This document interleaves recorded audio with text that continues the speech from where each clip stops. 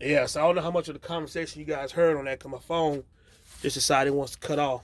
But yeah, he assured me that I don't have to drop my transmission pan to get the fluid out of it. He said just pretty much the fluid circulates through the radiator, through the cooling line and get it cool, but it don't never it's got its own intercooler or something he was telling me, but that's why I'm kind of sort of still lost on it. Cause I'm like, if it circulates, the fluid circulates through there to keep the coolant, your transmission line cool, but now it has collapsed and it's going through the coolant motor itself.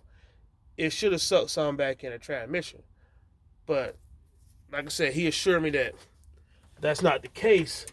So, and I mean, he been doing this stuff for a while.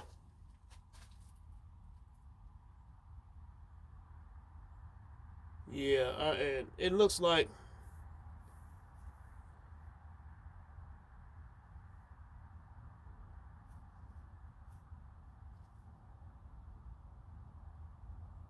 yeah, you know, and it yeah, and I might eventually. Yeah, I think it is some on here because it's looking the transmission line is looking quite milky on it. So I'm gonna see how it runs. Worst case scenario, I might have to drop the transmission pan to get to it.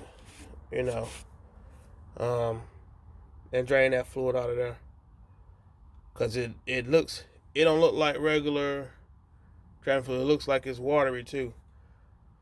Uh, then again, I might just end up doing it myself. Um, as of right now, I'm gonna tell you, I really didn't want to have to do that, but I just might end up having to because yeah, it is mixed with it.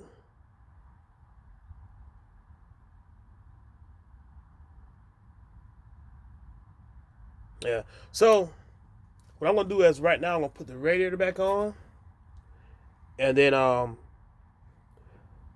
we're gonna go from there. I wanted to, cause I mean I'm thinking now it could be in a top converter. Man, I mean it's a big mess now. I mean, cause it might not be that much, but even just a little bit get in there.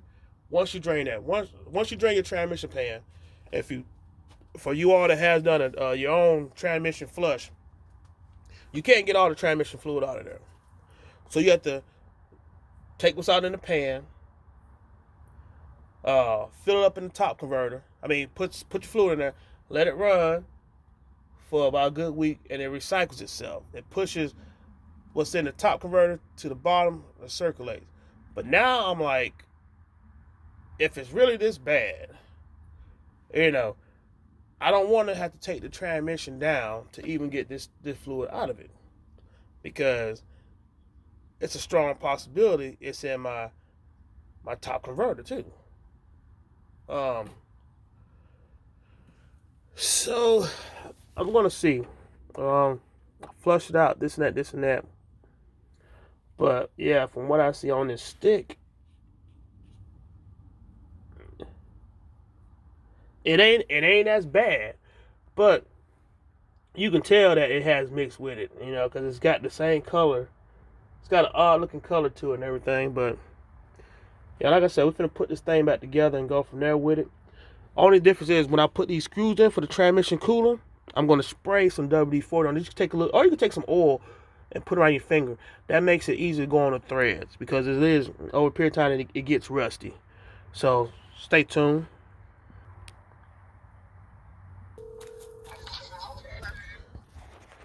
All right, here goes the radiator. Like I said, I got it from O'Reilly's. It did pretty good. Like I said, it held up 7 years. So we're gonna put it back on. But let me go ahead and move my bottom hose back in position, get this thing back together, and then I still gotta suck that stuff out right there. So stay tuned with me. Open up the box. Okay, make good timing.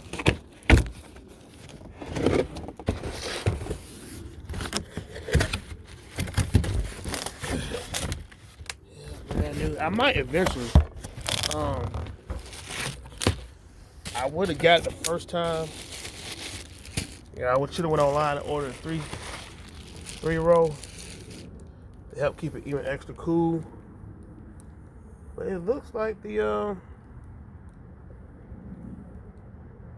nah, it's a little different. No, it's just upside down. All right, let me get this out.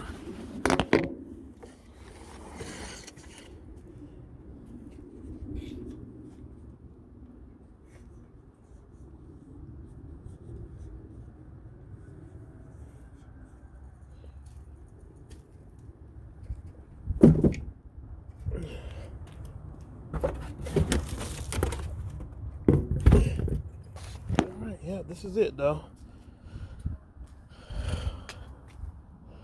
It's exactly the same. So I'm gonna go ahead and set the get the bottom hose back lined up right. Go ahead and take some stuff out of it. But eventually what I'm gonna end up doing, hopefully everything on here tight. Well, no, it ain't. It comes off anyway.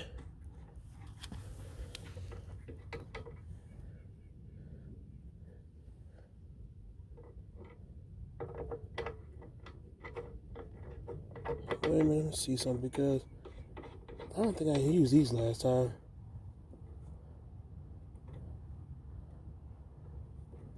This is something different.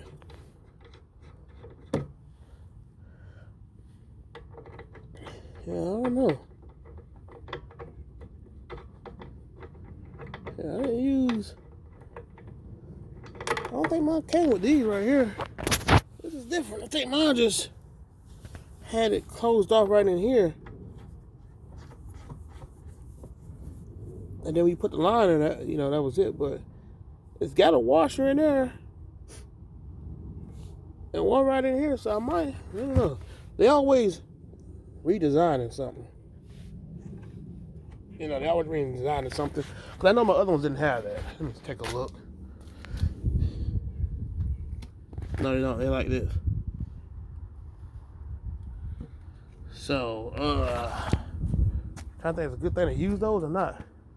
I mean, in a way they are. To keep from breaking the line in there, because you actually got more room to. I might keep them in there. Gives me a problem, I'll take them out. But yeah, give me a minute. We're finna get this thing back in. And that's it. Okay, now we got the radiator in. The first piece I'm gonna do these lines. I'm gonna spray on some WD-40 and tighten them in. So now we got the two lines connected for the transmission lines. So now I'm gonna connect this, the heater hose, back up to this right here, which is this hose right here. All right, as you all can see, I also sucked out the stuff in there. You can see the thermostat. Now I'm finna put it back together. Now all the hoses are on except for the top hose. I'm finna put the cover on and tighten it down. That's the conclusion of this video. Everything's on, hose is snapped on. Pour your coolant in and let it go. GSC.